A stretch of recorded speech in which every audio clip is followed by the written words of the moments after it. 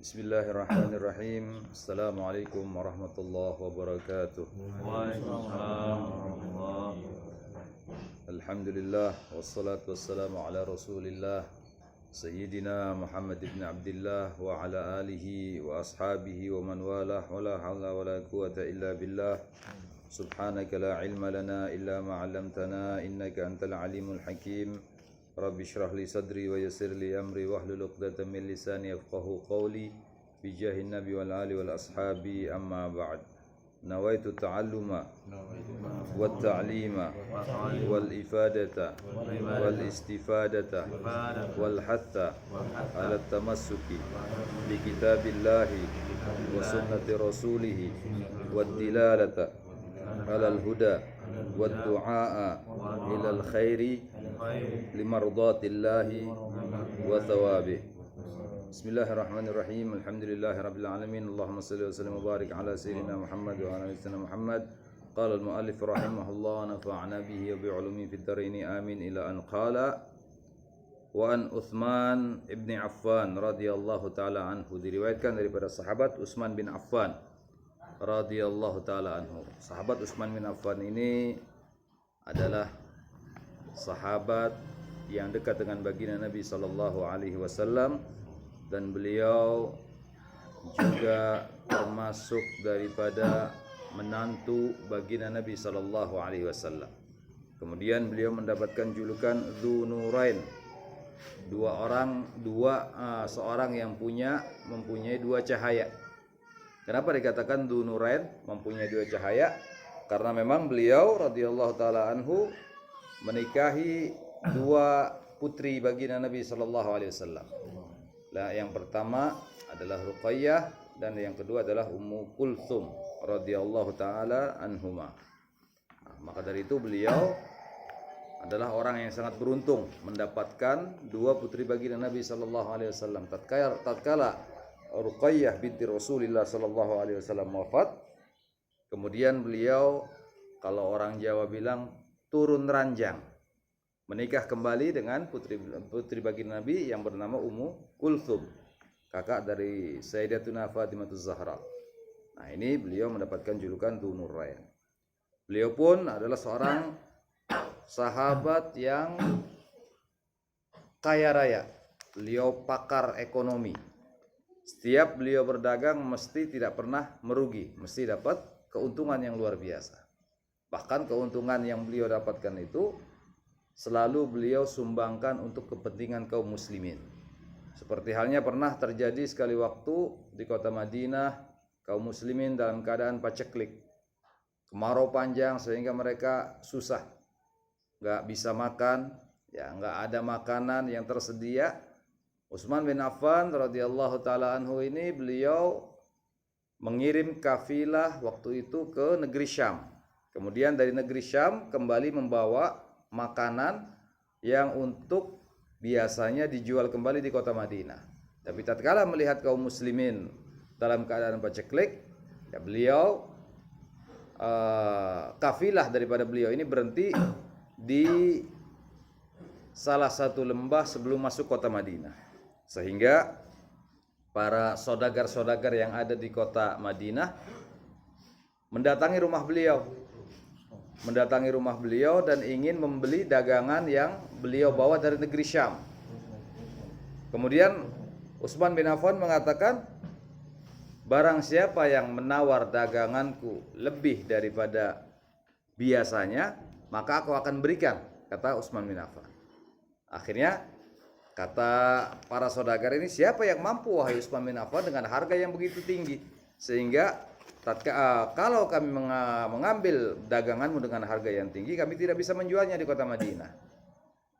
Apa jawab Sayyidina Utsman? Kalau begitu, aku akan jual daganganku ini kepada Zat yang Maha Kaya, yaitu Allah Subhanahu wa taala. Aku infakkan semua daganganku ini untuk kemaslahatan kaum muslimin yang ada di kota Madinah. Dibagikan semua dagangan yang beliau bawa dari negeri Syam tersebut untuk fuqara dan masakin yang ada di kota Madinah. Inilah dermawannya Utsman bin Affan radhiyallahu taala. Bahkan beliau membelikan untuk kaum muslimin sumur yang dimiliki oleh orang Yahudi. Kalau kaum muslimin ya ada di Madinah itu ada sumur yang dikuasai oleh orang Yahudi.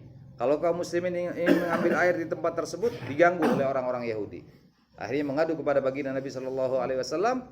Kemudian baginda Nabi ya berbicara kepada para sahabatnya, akhirnya sumur itu dibeli oleh Sayyidina Utsman bin Affan dengan harga yang mahal dan diinfakkan kepada kaum muslimin.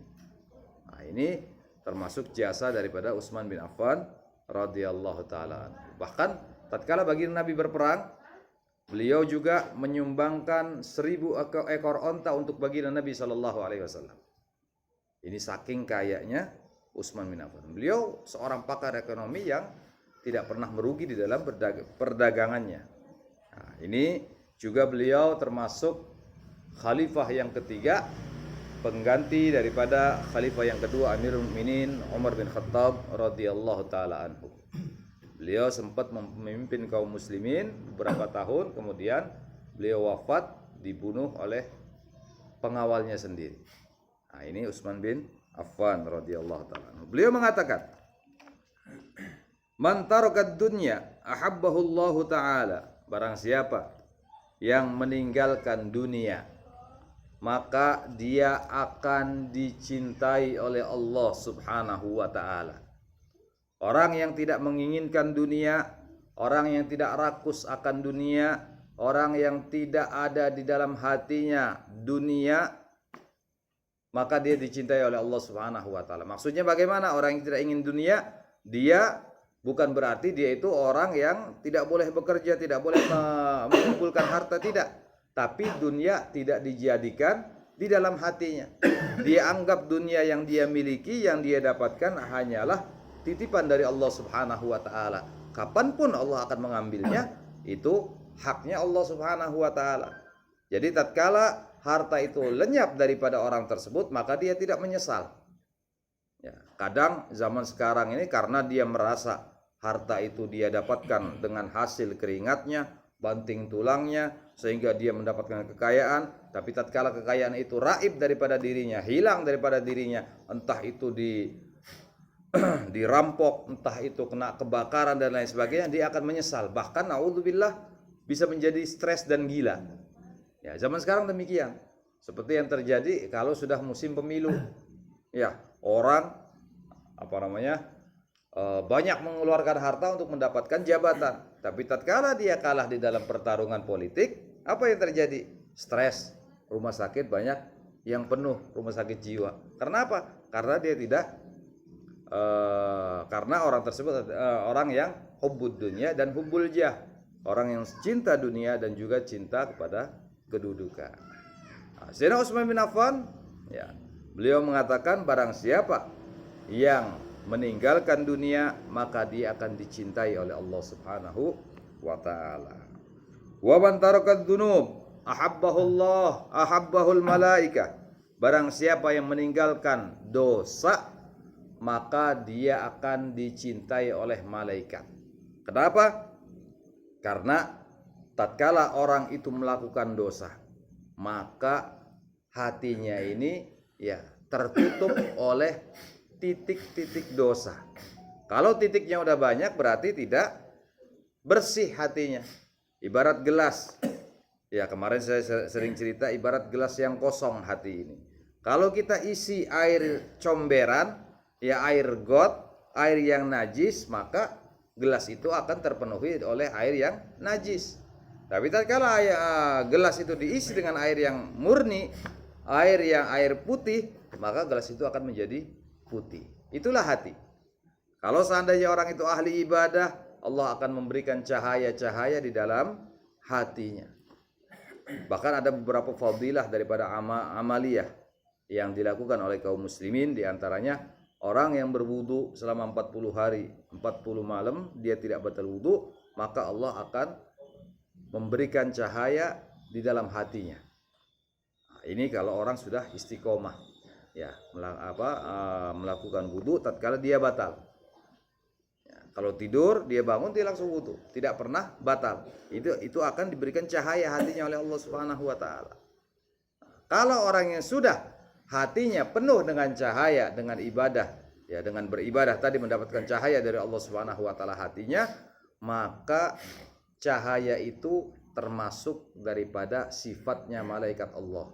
Karena malaikat Allah diciptakan oleh Allah Subhanahu wa taala daripada cahaya. Orang yang ahli ibadah, hatinya penuh dengan cahaya, maka dia sama seperti halnya ya, hatinya tersebut sama dengan malaikat Allah Subhanahu wa taala, sehingga orang yang ahli ibadah, orang yang meninggalkan dosa yang hatinya penuh dengan cahaya Allah, dia akan dicintai oleh malaikat-malaikat Allah Subhanahu wa taala. Wa man hasamat tama'a anil muslimina ahabbahul muslimin. Barang siapa yang meninggalkan rasa tamak, rasa rakus di antara kaum muslimin, maka dia akan dicintai oleh kaum muslimin. Dia tidak rakus dengan hartanya orang, dia tidak rakus dengan apa yang dimiliki oleh orang lain. Dia terima apa adanya dari Allah Subhanahu wa taala. Dia qanaah. Qanaah itu satu sifat yang terpuji, yaitu terima apa yang Allah tentukan daripada rizki kepadanya. Itu namanya orang qanaah. Ya. Orang-orang yang qanaah maka akan dicintai oleh kaum muslimin. Jadi demikianlah yang dikatakan oleh Sayyidina Utsman bin Affan, barang siapa yang meninggalkan dunia akan dicintai Allah, barang siapa yang meninggalkan dosa akan dicintai oleh malaikat-malaikat Allah, dan barang siapa yang meninggalkan rasa tamak di antara kaum muslimin, maka dia akan dicintai oleh kaum muslimin. Kemudian wa an Ali radhiyallahu taala anhu, dan diriwayatkan daripada sahabat Ali bin Abi Thalib radhiyallahu taala anhu. Ali bin Abi Thalib juga termasuk menantu daripada baginda Nabi sallallahu alaihi wasallam. Beliau menikah dengan putri baginda Nabi yang bernama Siti Fatimah Az-Zahra. Ya, Sayyidina Ali menikah dengan Siti Fatimah Az-Zahra. Bahkan baginda Nabi sallallahu alaihi wasallam ya tatkala bermubahalah dengan seorang pendeta Nasrani, ya, beliau membawa Sayyidina Ali, kemudian Siti Fatimah, kemudian Sayyidina Hasan dan Sayyidina Husain. Berlima beliau menutupi ya baginda Nabi sallallahu alaihi wasallam.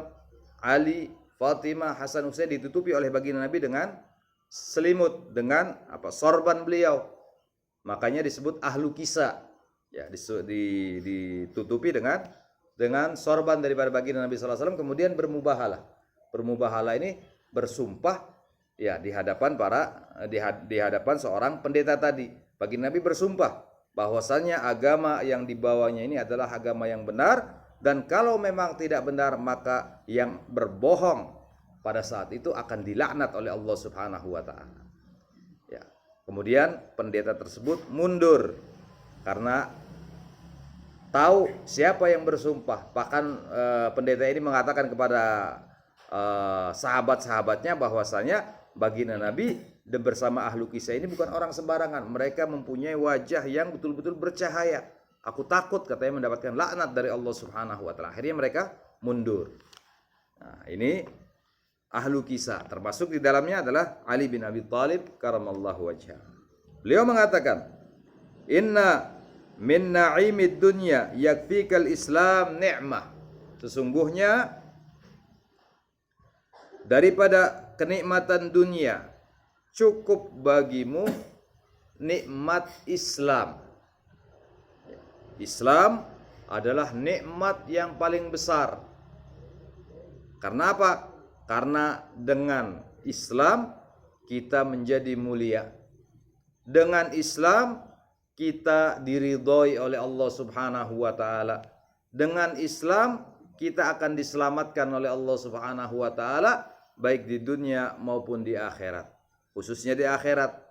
Kalau orang itu Islam maka tempatnya adalah surganya Allah Subhanahu wa taala. Seperti baginda Nabi sallallahu alaihi wasallam bersabda, "Kullu ummati yadkhuluna al-jannah." Semua umatku nanti bakal masuk surga. Semua, tidak terkecuali. Semua umat baginda Nabi ini bakal masuk surga. Kemudian baginda Nabi melanjutkan, "Illa man aba," kecuali yang tidak mau masuk surga. Kira-kira ada tidak di antara kita yang tidak mau masuk surga? Insya Allah tidak ada. Semuanya pengen masuk surga semuanya. Walaupun maling, walaupun penjahat, kalau ditanya cita-citamu nanti setelah mati mau masuk neraka atau masuk surga? Insya Allah bilangnya masuk surga. Karena surga ini luar biasa. Ya, nikmat yang ada di surga ini yang Allah sediakan untuk hamba-hambanya luar biasa. Mala ainun ra'at wala udunun sami'at wala khatar ala qalbi bashar. Tidak pernah kenikmatan surga itu dilihat oleh mata, tidak pernah didengar oleh telinga, dan juga tidak pernah dirasakan oleh hatinya manusia. Nikmat daripada surga lebih daripada apa yang kita bayangkan. Itu kenikmatan surga. Ya. Jadi dengan Islam, ya, Allah Subhanahu wa taala menyediakan bagi hamba-hambanya surga yang Allah janjikan. Jadi nikmat Islam adalah nikmat yang paling besar. Nikmat dijadikannya kita sebagai umat Islam, umatnya baginda Nabi Muhammad, itu adalah nikmat yang paling besar. Maka cukup nikmat tersebut, kalaupun kita tidak diberikan nikmat-nikmat yang lain oleh Allah Subhanahu wa taala, cukup Islam itu, karena Islam menyelamatkan kita di dunia maupun di akhirat. Cukup, kata Sayyidina Ali. Wa inna mina syughli yakfika at-ta'atu syughlan. Dan sesungguhnya daripada kesibukan cukup bagimu kesibukan, ya, ibadah, menjadikan ibadah yang engkau jadikan sebagai kesibukan. Kalau kita sibuk, ya, kesana kesini tidak ada tujuan, itu yang sia-sia. Tapi kalau kita sibuk dengan ibadah kepada Allah Subhanahu wa taala, cukup bagimu sebagai bekal nanti tatkala engkau berada di akhirat, tatkala engkau berada di hadapan Allah, di persidangan Allah Subhanahu wa taala. Kalau kita punya banyak bekal daripada amal taat kepada Allah Subhanahu wa taala, niscaya kita akan diselamatkan oleh Allah Subhanahu wa taala. Bahkan, ya, seorang ulama mengatakan al-ajru ala qadri ta'ab. Pahala itu didapatkan besar kecilnya termasuk atau, ya, lantaran capeknya kita beribadah kepada Allah Subhanahu wa taala. Kalau kita lebih capek beribadah kepada Allah Subhanahu wa taala, maka pahalanya pun lebih banyak. Makanya bagi Nabi sallallahu alaihi wasallam itu selalu menyuruh kita kalau ke masjid hari Jumat jalan kaki. Ya, kalau berangkatnya lewat kanan, baliknya lewat kiri. Biar apa? Biar banyak pahalanya. Setiap langkah kaki kita mendapatkan pahala dari Allah Subhanahu wa taala. Dan juga tanah yang kita pijak akan menjadi saksi nanti di hadapan Allah Subhanahu wa taala. Itu luar biasa, ya. Jadi sesungguhnya daripada kesibukan cukup bagimu taat engkau jadikan kesibukan tatkala engkau hidup di dunia, kata Sayyidina Ali. Ya, kemudian wa inna minal ibrati yakfikal mautu ibratan. Dan daripada pelajaran, sesungguhnya daripada pelajaran cukup mati itu kamu jadikan pelajaran untukmu. Ya, kata baginda Nabi sallallahu alaihi wasallam, ya, aktsiru min dzikri hadimil ladzat. Perbanyaklah kalian untuk mengingat sesuatu yang bisa memutuskan rasa enak. Apa yang bisa memutuskan rasa enak?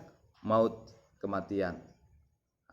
Makanya kita dianjurkan, ya, untuk selalu, ya, kalau ada saudara kita yang wafat, kita bertakziah, melayat, kemudian kita menyolatinya, kemudian kita mengantarkan sampai kuburan, ya, sampai jenazah itu dimasukkan ke dalam kubur. Untuk apa tujuannya? Untuk mengingatkan kita kepada kematian. Kamu besok pun akan menjadi seperti orang yang dikubur tadi. Ya. Lama atau sebentar akan datang. Kullu atin qarib. Segala sesuatu yang bakal datang itu dekat, kata baginda Nabi sallallahu alaihi wasallam. Mati, ya, kematian yang kita bayangkan masih lama. Oh, saya kan masih muda, masih 30 tahun, 40 tahun. Ya, paling matinya umur 60, 70, masih lama. Ya, siapa bilang? Yang namanya mati itu bakal cepat datangnya. Enggak terasa 10, 20 tahun enggak terasa hidup di dunia. Ya, bahkan Allah Subhanahu wa taala berfirman dalam Al-Qur'an, "Innal mautal ladzi tafirruna minhu fa innahu mulaqikum." Sungguhnya kematian yang kamu lari daripada kematian tersebut, sesungguhnya dia akan menghampiri kamu. Ya. Kemanapun kita lari, maka kematian itu akan menjemput kita.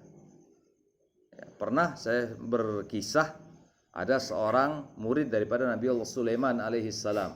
Tatkala itu mengadu kepada Nabi Sulaiman alaihissalam tentang kehidupannya. Kemudian datang malaikat Israel, berdiri di depan istana daripada Nabi Sulaiman. Kemudian ditanya oleh Nabi Sulaiman, "Wahai Israel, apa yang engkau tunggu?" "Aku menunggu muridmu yang ada di hadapanmu, wahai Sulaiman." "Kenapa?"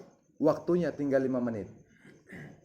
Kemudian diceritakan oleh Nabi Sulaiman kepada muridnya, "Wahai muridku, di depan pintu ada malaikat Israel yang menunggu engkau." Kira-kira kalau bapak digitukan bagaimana? Hah? Insya Allah gemeter. Ya, makanya kalau kita punya anak laki-laki, yang paling bagus kata baginda Nabi, jangan kasih nama yang serem-serem. Khairul asma ma'ubbid wa ma'hummid, kata baginda Nabi. Sebaik-baiknya nama itu yang ada abadnya, Abdullah, Abdurrahman, Abdurrauf, Abdurrahim, Abdul Malik. Itu bagus. Atau Hummid, Ahmad, Muhammad, Mahmud, Hamid, itu bagus. Atau nama-namanya para nabi, bagus. Nama-namanya para sahabat, bagus. Nama-namanya orang soleh, bagus. Nama malaikat pun boleh, bagus. Tapi malaikat yang tidak serem. Ya, ada orang namanya Abu Jibril. Jibril, dibawa malaikat Jibril. Ada yang namanya Malik, malaikat penjaga neraka. Ada namanya Ridwan, malaikat penjaga sorga. Ya, jangan kasih nama Israel. Ya, kalau kasih nama Israel, masya Allah. Kemarin musim COVID, ada tetangga kita lagi sakit 2 minggu. Ya, 2 minggu tahu-tahu tetangganya ada namanya Israel. Ngetok pintu, "Assalamualaikum, mau nengokin yang sakit." "Nak, tolong buka pintu, siapa yang datang?" "Israel, Pak." Insya Allah bisa langsung mati itu orang. Ya, karena takut didatangi oleh Israel. Makanya kasih nama-nama yang baik. Ya, kata baginda Nabi Sallallahu Alaihi Wasallam. Ya. Kemudian murid daripada Nabi Allah Sulaiman ini diceritakan, "Wahai muridku, di depan pintu sana ada Israel yang sedang menunggu engkau." Takut dia, gemetar, dan minta kepada Nabi Sulaiman untuk menjauhkan dirinya daripada Israel.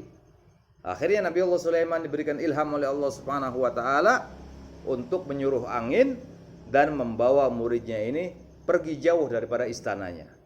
Istana Nabi Allah Sulaiman adalah di negeri Syam, dan dibawa muridnya ini oleh angin ke negeri Mesir. Syam dengan Mesir ribuan kilometer jauhnya.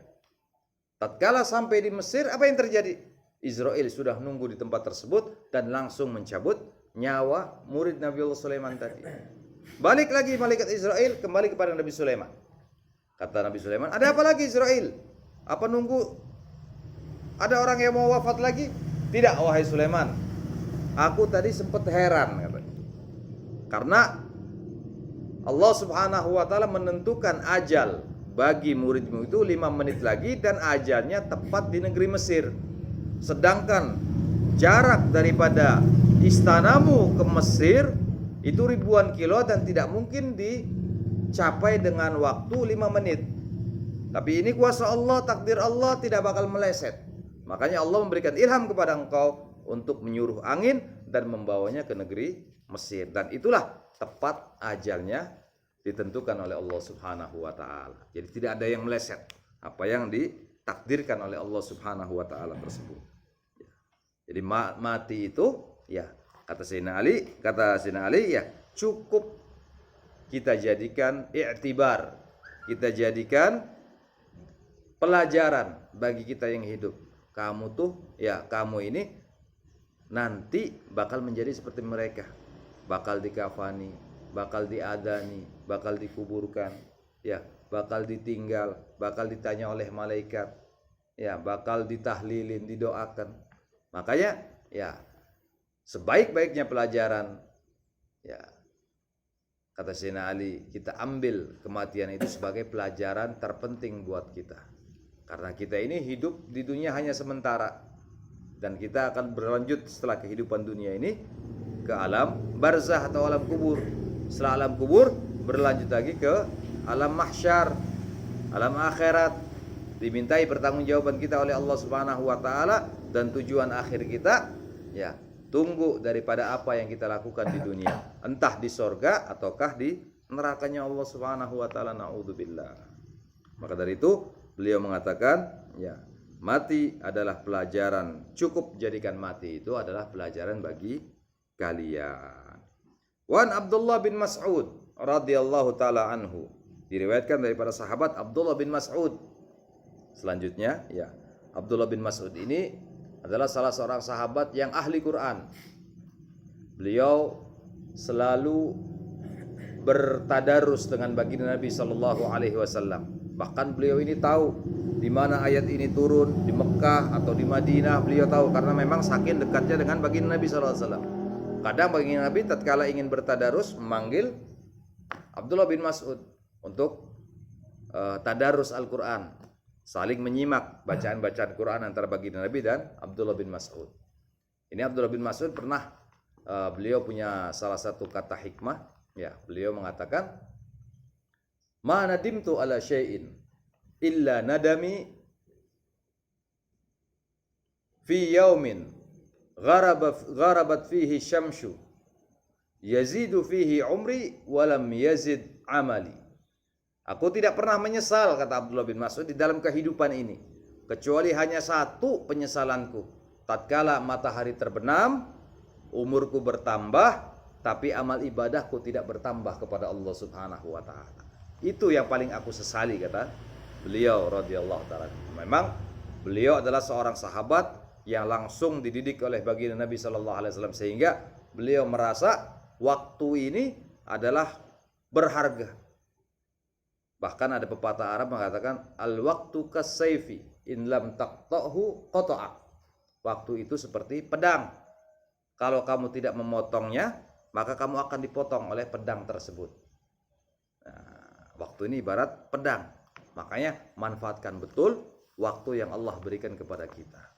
Ya, karena 1 detik saja lewat daripada kita, nanti di akhirat akan dipertanyakan oleh Allah Subhanahu wa taala. Bahkan dalam satu keterangan hadis, tatkala kita meludah saja, ya, itu dicatat oleh malaikat waktunya berapa detik untuk meludah, itu kelak bakal dipertanggungjawabkan di hadapan Allah Subhanahu wa taala. Makanya manfaatkan betul waktu itu untuk ibadah kepada Allah Subhanahu wa taala, entah dengan berzikir, walaupun kita kosong melihat TV misalnya, kita pergunakan waktu itu dengan berzikir. Walaupun mata kita nonton TV, tapi tetap hati kita, lisan kita berzikir kepada Allah agar waktu itu tidak hilang dengan sia-sia. Kita manfaatkan dengan berzikir kepada Allah Subhanahu wa taala. Ya. Beliau mengatakan, Abdullah bin Mas'ud, kam min mustadrijin bin ni'mati alaih. Berapa banyak daripada orang yang diberikan nikmat oleh Allah Subhanahu wa taala, dan itu merupakan istidraj. Istidraj itu ibaratnya, ya, seorang itu diulur. Orang yang ahli maksiat, padahal dia ahli maksiat, tapi kenapa kok makin kaya, makin kaya, makin kaya? Nah, ini orang ahli maksiat, itu namanya istidraj. Diulur sama Allah Subhanahu wa taala agar nanti hisabnya bakal berat di sisi Allah Subhanahu wa taala. Itu namanya istidraj. Ya. Berapa banyak, kata beliau, orang yang mendapatkan nikmat, ya, dan itu merupakan istidraj dari Allah Subhanahu wa taala. Wa kam mim maftunin bitana'i alaih, dan berapa banyak daripada orang yang mendapatkan pujian dan pujian itu menjadikan fitnah baginya. Ya, kalau orang dipuji biasa, ya, kepalanya besar. Kalau sudah besar, akhirnya disuruh begini, suruh begitu, suruh korupsi dan lain sebagainya. Oh, akhirnya dilakukan. Kenapa? Karena sudah dipuji. Kalau dipuji, diambil hatinya, maka kepalanya akan besar, akan sombong, maka ya apapun yang diminta oleh yang memujinya akan diberikan, akan dilakukan. Nah, makanya kata beliau, berapa banyak daripada orang ya yang sering dipuji, dia mendapatkan fitnah dari Allah Subhanahu wa taala. Wa kam min maghrurin bisitri alaih, dan berapa banyak juga orang yang tertipu dengan orang yang dengan ditutupi oleh Allah Subhanahu wa taala dia menjadi orang yang tertipu. Maksudnya bagaimana? Di sini dijelaskan yajibu ayyakuna al-muslim wa'iyan la yaftatinu bi thana'i ahadin alaih wa yadhunnu annahu lam ya'ud fi hajatin ila al-mazid min ta'atillah wa la yaghtarru bi adami iftidahi amrihi wa satarallahu alaihi wa yastamri al-ma'siyah wa yastamiru bil ma'siyah. Ya, berapa banyak daripada orang yang ditutupi oleh Allah Subhanahu wa taala aibnya, tapi dia merupakan orang-orang yang tertipu. Ya memang kita umatnya baginda Nabi Shallallahu Alaihi Wasallam ini termasuk orang yang mendapatkan keistimewaan dari Allah Subhanahu Wa Taala dengan ditutupi aib kita. Lain dengan umat-umat terdahulu. Kalau umat terdahulu orang-orang Yahudi, ya kalau malam ini mereka nyolong, besok pagi depan pintunya ada tulisan maling. Ada yang berzina, besok paginya ada tulisan di depan pintunya zani, orang yang berzina. Orang yang minum khamr akan ditulis di depan pintunya oleh Allah Subhanahu wa taala, dia syaribul khamr, peminum khamr. Langsung. Tapi umatnya baginda Nabi sallallahu alaihi wasallam ditutup aibnya oleh Allah Subhanahu wa taala. Kenapa? Karena Allah Subhanahu wa taala sayang kepada umatnya baginda Nabi Muhammad. Masih diberikan kesempatan oleh Allah Subhanahu wa taala untuk ditutupi aibnya, diberikan kesempatan oleh Allah untuk bisa kembali kepada Allah dan bertaubat kepada Allah Subhanahu wa taala.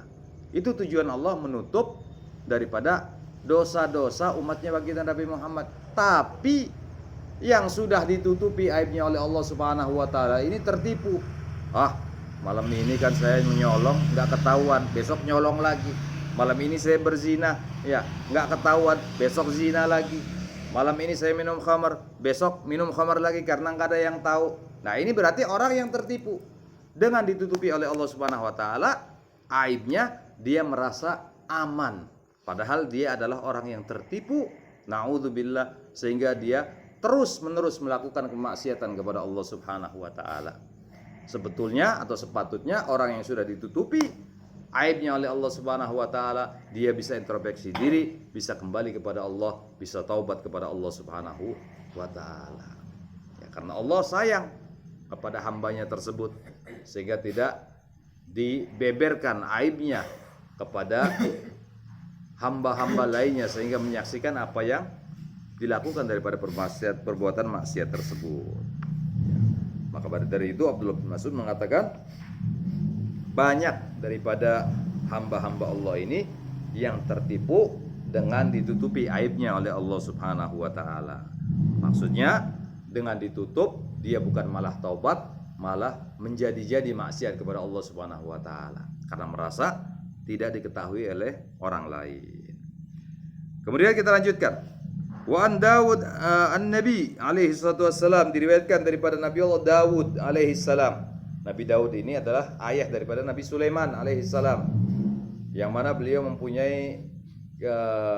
mendapatkan kitab dari Allah Subhanahu wa taala, yaitu kitab Zabur, dan beliau mempunyai karamah, yaitu mempunyai mukjizat, yaitu suaranya merdu luar biasa, sehingga diriwayatkan kalau Nabi Allah Dawud ini membaca kitab Zabur, daun yang sedang rontok itu berhenti dulu, saking merdunya suara daripada Nabi Allah Daud alaihissalam. Kemudian setelah selesai baru melanjutkan gugurnya daun tersebut. Jadi di tengah-tengah berhenti karena memang mendengar merdunya suara daripada Nabi Allah Daud alaihissalam. Nabi Daud mengatakan, Auha fiz Zabur, Allah Subhanahu wa taala mewahyukan di dalam kitab Zabur, haqqun 'alal aqili alla yashtagila illa bi thalathin, sepatutnya atau sebenarnya orang-orang yang berakal itu hendaklah dia tidak melakukan sesuatu kecuali 3 hal. Orang yang berakal ya mesti dia akan melakukan 3 hal ini. Tidak mungkin orang yang punya akal sehat meninggalkan 3 hal ini, kata Nabi Allah Daud alaihissalam. Ya. Apa 3 hal tersebut? Tazawwudun lima'ad, mempersiapkan diri, mempersiapkan bekal untuk hari kemudian. Orang yang bisa mempersiapkan bekal untuk hari kehidupan akhirat, maka dia termasuk orang-orang yang berakal sempurna. Karena orang itu harus merasa dunia ini sebentar, 60-70 wafat, maka akan masuk alam kubur. Alam kubur nunggu sampai kiamat, akan melanjutkan perjalanan akhirat. Jadi orang yang mempunyai akal sehat, maka dia akan mempersiapkan dirinya untuk kehidupan selanjutnya setelah kehidupan dunia. Wa mu'natul ma'ash wa mu'natun lima'ash, dan orang yang berakal juga ya adalah orang yang mencari nafkah untuk kehidupan sehari-harinya. Itu orang yang berakal, cari nafkah, ikhtiar, keluar dari rumah untuk menjemput rizki dari Allah Subhanahu wa taala. Memang rizki itu sudah ditentukan oleh Allah Subhanahu wa taala, tapi tugas kita keluar dari rumah untuk mencari rizki, dan keluarnya kita dari rumah tersebut adalah ibadah kepada Allah. Kita mendapatkan pahala dari apa yang kita lakukan ya tatkala kita keluar dari rumah untuk mencari rezeki tadi. Orang yang berakal adalah orang yang mau mencari rezeki untuk kehidupannya. Wa talabul ladzatin bihalalin, dan orang yang berakal selalu mencari kenikmatan dengan yang halal. Maksudnya di sini kenikmatan yang halal, istri, ya cari perempuan, pengen ya cari perempuan dengan jalan yang halal, dengan menikah, ya dengan ya melamar kepada orang tuanya, akhirnya dia menikah, tidak sembarangan. Jangan mencari kelezatan itu, kenikmatan syahwat itu dengan maksiat, zina di sana sini, mampir sana, mampir sini. Naudzubillah. Akhirnya apa? Ya karena sering mampir sana, mampir sini, punya sakit. Apa dikasih penyakit oleh Allah? Raja singa. Masya Allah, bukan singa raja tapi raja singa. Naudzubillah. Akhirnya apa? AIDS. Ya. Akhirnya apa? Bisa membinasakan dirinya sendiri karena apa yang dia lakukan daripada perbuatan dosa tersebut. Maka dari itu orang-orang yang betul-betul berakal sehat adalah orang-orang yang bisa ya, yang mau mencari kenikmatan syahwat itu dengan yang halal, atau menikah menurut syariat yang diajarkan oleh Allah Subhanahu wa taala, yang diaturkan oleh Allah Subhanahu wa ta'ala. Wallahu a'lam bissawab. Ya Rabbana tarafna bi annana tarafna wa annana asrafna ala ladha ashrafna wa tub alaina tauba tagsil li kulli hauba wastur lana al-awrati wa aminir rawati واغفر لوالدينا ربي ومولودينا والآل والإخوان وسائر الخلان وكل ذي محبة أو جيرة أو صحبة والمسلمين أجمع آمين ربي أسمع فضلا وجودا منا لا باكتساب منا بالمصطفى الرسول نحظى بكل سول صلى وسلم ربي عليه عد الحب وآله وصحبه عداد التش الصحب والحمد للإله في البدء والتناهي ربنا انفعنا بما علمتنا ربي علمنا الذي ينفعنا ربي فقهنا فقه لنا وكربت لنا في ديننا مع الكتر وانت وذكر ربي وفقنا وفقكم لما ترتضيك ولنا فعل الكرم وارزق لكل حل دائما وخلات يا علماء نحظ بالخير ونكفى كل شر ربنا اسلم لنا كل شؤون وغير برضا منك العيون واقضي ربنا كل الديون قبل ان تاتي نرسل منون ربك فير واستر انت كرما ستر وصلاه الله تكشى المصطفى من الى الحق دعانا والوفاء بكتاب في لنا شفاء على العلي الكرام شرفا ولا صاحب المصاب الغرار اللهم اهدنا بهداك واجعلنا ممن سير في رضاك ولا تولنا وليا سواك ولا تجعلنا ممن خلف امرك وعصاك واسمنا الله ونعم الوكيل ولا حول ولا قوه الا بالله العلي العظيم وصلى الله على سيدنا محمد وعلى اله وصحبه وسلم الحمد لله رب العالمين. Kurang lebih mohon maaf. Wallahul muwaffiq ila aqwamit thoriq. Wassalamualaikum warahmatullahi wabarakatuh.